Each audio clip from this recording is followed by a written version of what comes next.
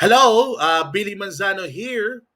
Um, well, alam mo, kung tutuusin, gusto ko lang maiba ang usapan natin na kung saan, syempre gusto ko pag-usapan ng isang bona fide superstar in the making na nakikita natin sa katauhan ni Victor Wembanyama. Well, alam mo, kung tutuusin, for Victor Wembanyama, ibang klase. Ibang klase yung pinakita niya na player na itong pinakita niya na ginagawa niya as a number one pick sa NBA draft. Isipin mo, ang average niya, tingnan mo naman yung kanyang averages. 20.9 points, 10.2 rebounds, um, 3.4 assists, and then he shot 47% from beyond the arc. From the field, it's ika nga. Pero ngayon, kasi dati, medyo under 30% pa siya from 3-point range. Pero ngayon, medyo tumataas na siya.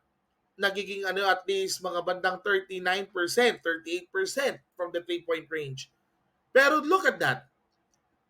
Yung statistics niya kasi, alam mo, it can be deceiving, pero yung dominance of the game, doon natin nakikita eh. Isipin mo, against the Toronto Raptors, he had 27 points, 14 rebounds, and a career high 10 blocks.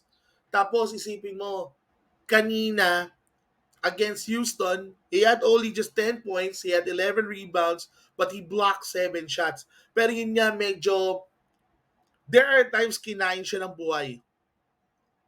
One is Joel Embiid, tapos minsan si Nick Claxton, and also, yun nga kanina si Alperen Sengun. He had 45 points, 16 rebounds. Pero isipin mo naman kay Wemby, marami pa ito matututunan. Pero isipin mo, ang dami niyang ginagawa sa history ng NBA.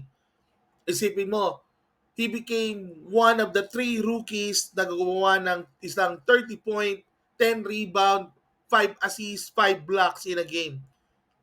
The other two are Tim Duncan and David Robinson. Both are from San Antonio.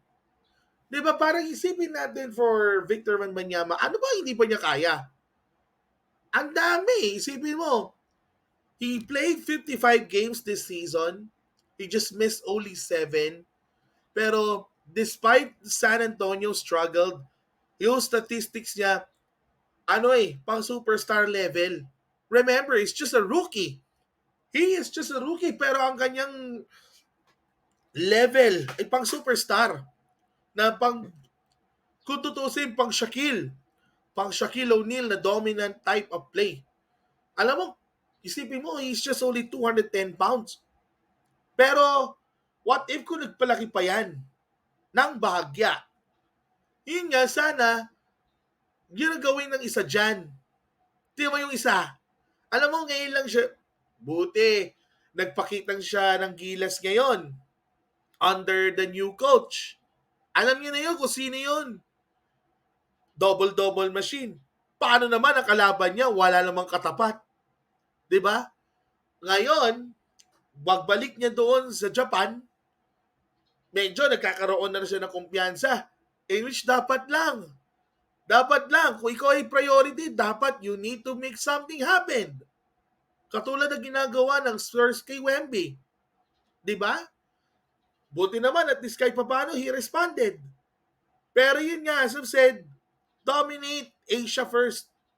Pero kay Victor Wembanyama, ako magsasabi sa inyo, he is now dominating right now the NBA. And he's just a rookie. Siyempre, the Spurs are struggling. Pero baka in 2 to 3 years time, patay tayo dito, baka makita natin pwede mag-champion. Sinabi ko, pwede ha. Baka isipin nyo, pang-champion na yung team na ito. Hindi, marami pang kulang sa Spurs.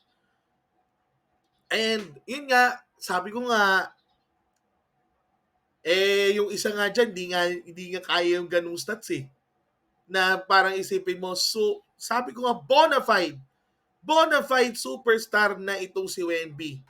Kumbaga sa mga kahanay ni Lebron, kahanay ng ibang mga bigs, nandun na siya. All he needs to do ay mag-improve yung kanyang health, na yun nga kailangan yung kanyang physique dapat mapanatili. Sana magkaroon siya ng ng blessing na talagang healthy all through around the season ito si Wemby. And remember, magpapakitang gilas pa yan sa Paris Olympics as France playing the host. Yung isa ay sana siya ang maging reason para ma-lead niya yung ating bansa papuntang Olimpiada. Kasi pag hindi, magandahan nyo na lang. So, yun lang masasabi ko dyan. So, thank you and good good day sa inyong lahat. Wemby, you are great. Ang galing mo, pare. Dapat yun ang gawin ng isa dyan. So, with that, bye-bye everyone!